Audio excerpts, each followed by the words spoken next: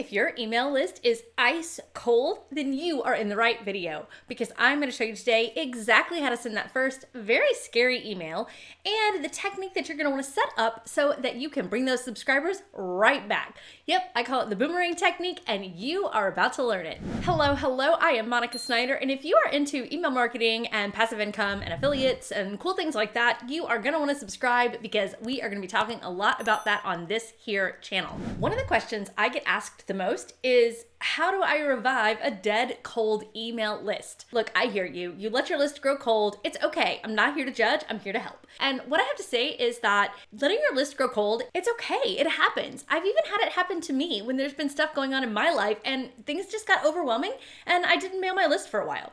So if it's been 3 to 6 months that you haven't mailed your list, or even longer, let's talk about that very first email you're going to send back to them because it's going to be terrifying. I say that it's going to be terrifying because the first thing you have to do is get over the fear of mailing them and the millions of unsubscribes that are running through your head. Yes, a lot of people are going to unsubscribe, but that's okay because guess what? A lot of people won't unsubscribe, and there you will have a list of people that are ready and excited to hear from you again. Now, what you're going to do in this first email is you're going to start with a subject line that invokes curiosity. It's my favorite trick to writing a great subject line, and I want you to use it here. Using a really good subject line will give the reader a reason to open your email so that you can re-engage with them. Then in the beginning, you're going to want to remind them of who you are and why they were on your email list.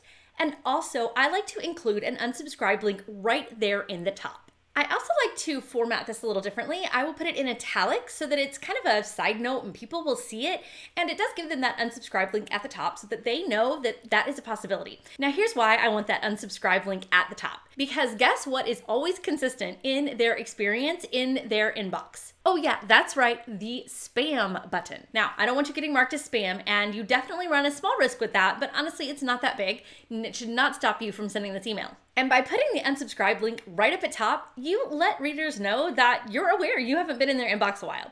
And it also lets you not apologize for that, which I love. Here's a simple script for you to use in this part of the email. Don't remember me? Hi, I'm your name, and my emails are all about the topic. Not interested in that anymore? Unsubscribe here. Now that unsubscribe link is going to go to a very specific page that I call the Boomerang page, and I'll get into that in a minute, but you are going to unsubscribe them if they click it. And then you're going to take them to a landing page that is very specific and beneficial for both of you. The next thing you're going to want to do in that email is to just bring the goods. Bring a gift, bring something exciting. Make this email one of the best you have written. If that takes you a while, it's okay because you're working hard to bring back a big group of subscribers that I'm pretty sure you worked really hard to get on your email list in the first place. So spend a little bit of extra time writing this email to make sure it is spectacular. Deliver those aha moments, give the free gifts, do all the good things. Do not include any links that make them resubscribe. They're already on your email list. Don't make them jump through hoops from clicking a link. Now, one of the questions I always get asked about this email is, hey, Monica, should I talk about what the future of being on my email list is going to look like? And my answer to that is it depends on you.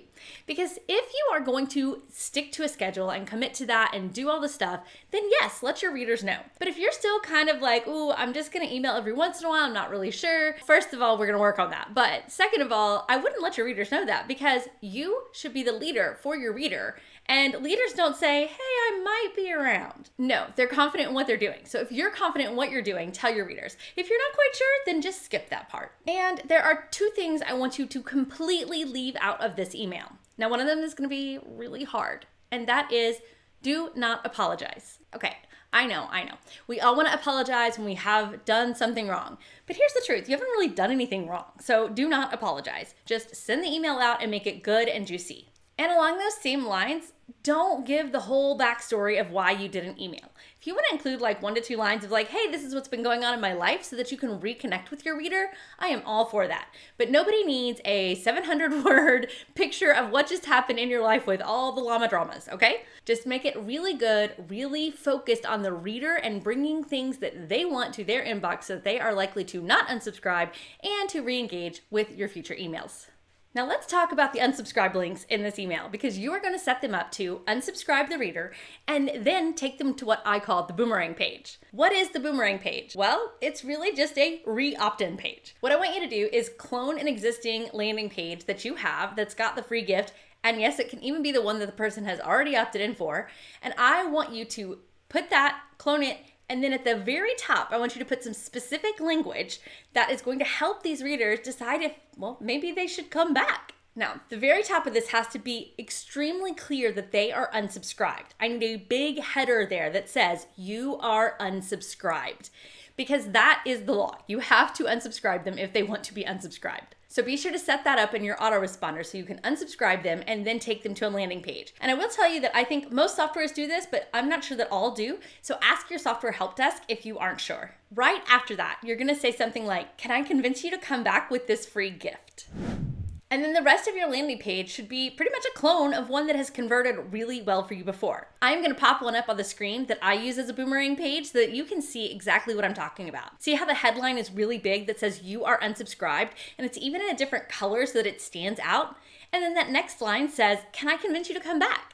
And then I have just a normal landing page with an opt-in form so that they can come back to my email list and get this amazing free gift. How cool is that? Now, one question I often get with this is, Monica, is that legal? Yes, my friend, it is, because you are actually unsubscribing them. But there is nothing in that law book that says that you can't ask them to resubscribe. And then what's next? Well, of course you don't want to let your list grow cold again. So check out my next video on my full email marketing strategy that helps you build relationships and drive revenue.